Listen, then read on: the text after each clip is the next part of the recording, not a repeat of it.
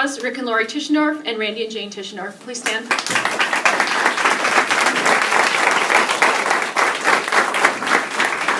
For taking time out of your busy schedules to celebrate with us tonight. On to my story. I started my Mary Kay business 3.5 years ago. Prior to becoming a director, I worked a full-time job and 2 part-time jobs, plus I was a distributor for a health supplement company.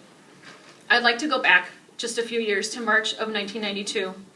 I was 3 months from graduating college and 4 months from getting married. I get a phone call from my mom telling me she has cancer. Not something you ever want to hear, let alone over the phone, when you are in another state, 8 hours from home. My mom was diagnosed with non-Hodgkin's lymphoma. She was told it was caught very early and the doctors had high hopes of remission. She did not have to start chemo right away, and they were going to monitor blood work until there was a change. She was so worried she was going to lose our hair before our wedding. Fortunately for her, she had hair when Jack and I married in 1992.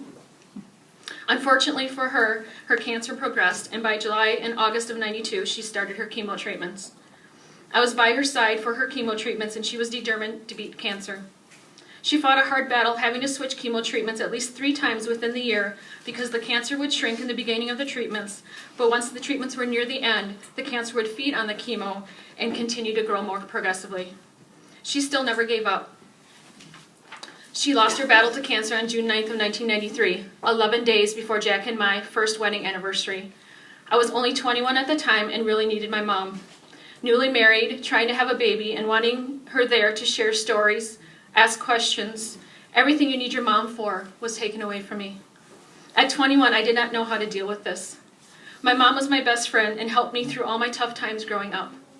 I was no longer going to hear her voice or feel her hugs.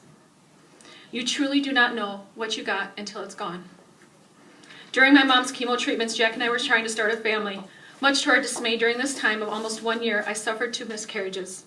I wanted so bad to have my mom hold her grandchild in her arms. Doctors couldn't explain why I was miscarrying. I was not willing to give up after we were told we may never have kids, but I was very tired of living our lives month by month, and we did this for 7 years. After my mom passed away and all our friends were having babies, we decided to move to California. We visited Jack's brother and sister-in-law in California, March of 1994, came back home and put our house up for sale, much to my husband's very nervousness. I bought the sign and I put it up in the yard before I told him. But we sold our house in just 2 short weeks, so our move was meant to be. We lived in California for 5 years and loved it. We seen a lot and we worked a lot. It was great. After having my 3rd miscarriage in California, we found an excellent doctor who looked at the both of us and said, "You will have a baby and I will do everything possible to make that happen." That was music to our ears. This doctor was a man of his word. Our oldest son, Austin, who you just met, was born on February 25th, 1999. He was born on my father-in-law's birthday. After Austin was born, we decided we wanted to be closer to family, so we decided to move back to Wisconsin in May of '99. We built a home in the country in July of 2001. We wanted to have another child, and we knew what medical procedures worked. After finding a doctor in Appleton, Ethan was born, who you met, on July 2nd, 2003. A whopping 9 pounds, 11 ounces, and now look at him. He was quite the chunker. I was working a full-time job with both Austin and Ethan. At the time of Ethan's birth, I was working as a full-time research specialist for the University of Wisconsin Agricultural Research Station. Then our daughter surprised us. We celebrated Ethan's first birthday on July 2nd, 2004, and announced we were pregnant. Caitlin was born on February 13th, 2005, weighing more of a whopping 10 pounds, 5 ounces. I stopped after 3. She was going to be our last baby, not only because she weighed so much, but we finally got our girl. I continued to work full-time, but felt I really should be doing something else. I never felt like this would be long-term for me. Jack was currently working 2nd shift and had an opportunity to move to days. With 3 kids in daycare, we were going from needing daycare for a couple of hours to needing full-time daycare for 3. We were not sure how we were going to make ends meet.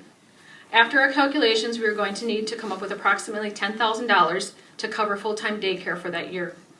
I really wanted Jack on that day shift because for 3 years I hardly seen him, but it was the sacrifice we were willing to make at the time to save money on daycare. In 2006, I got my first part-time job working as village clerk treasurer, where I had an office in the village hall. This job required me to speak twice a month in front of people, reading my minutes and treasurer's report. One of my fears has always been public speaking, so this scared me to death every month. One thing that helped was I didn't have to stand to speak, and there were hardly any village residents at the meeting. In 2010, I was asked to run for town treasurer. Can you tell I can't say no? It was already something I knew how to do, and I could do this position from my home. Now I have a full-time job and 2 part-time jobs. I got really good at time management, so I wouldn't be away from home that much. Then in 2010, I was approached to be a distributor for a health supplement company. Again, can't say no. This company changed who I hung around with. It helped me to change what I was thinking in my head, like the negative self-talk. I had great successes with this company, completing challenges and being recognized by the company for my achievements, but felt there was still something missing. In 2011, I connected with now Senior Sales Director Jane Langemeyer, who 20 plus years ago I went to high school with, and we played volleyball, basketball, and softball together. It had been that long since we had seen each other. I had a facial, and Jane shared company information with me. Mary Kay was the last thing on my mind because my plate was already overflowing. Plus, I had a fear of public speaking. I needed a lot of layers, and even Jack had to come with me for the last layer so he could hear it from her. With Jack being Jane's cousin, I knew it wouldn't be hard to convince him to listen. If I would even consider this, I would then have a full-time job, 2 part-time jobs, be a distributor, and a Mary Kay consultant. Jack looked at me like I was crazy. I definitely wasn't afraid of hard work because I was taught working hard for a short period of time gets you what you want and where you want to be. I truly wanted to work from home and still make big girl pay. I think it took me a month to make my decision. So on March 19, 2011, I decided to step out into faith and not fear and sign my agreement. I think I didn't sleep for a week and was sick to my stomach because I was going to have to speak in front of people and teach something I had no idea about. See, before Mary Kay, I washed my face with water and I hardly wore makeup.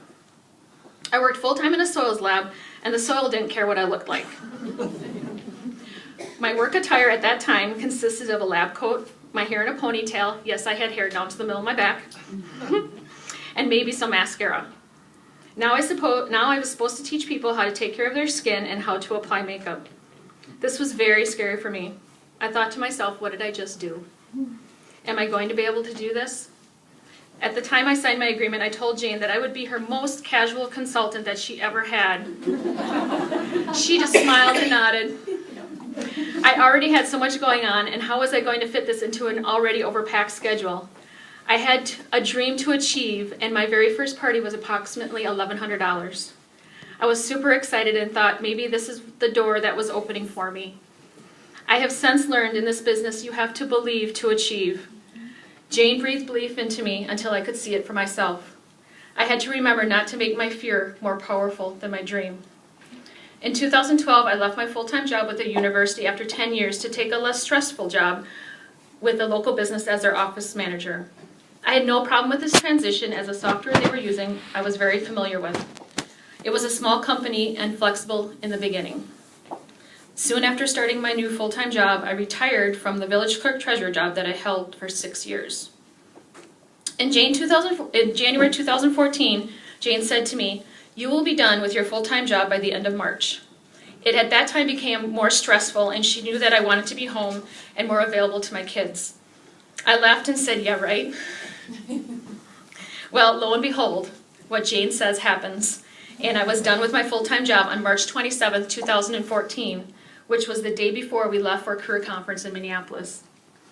At first, I felt like I was skipping school or I was on vacation. Freedom and flexibility felt wonderful. Was I scared to not have that secured income? You bet. But I knew if I gave Mary Kay 110%, and instead of walking with this business, I turned it into running, I knew I could replace my income in a short amount of time. I told Jack, just give me 6 months to see what could happen if I got out of the gates running. In March 2014, I had a head start with Mary Kay before I left my full-time job. March was my first month of car qualification with 5 team members. I did this with a full-time job and a part-time job. Now back in July of 2013, I was also in car qualification, but I only made it 2 months. Missing it the first time was not going to stop me from trying again. In April 2014, job free, and job means just over broke, Jane and I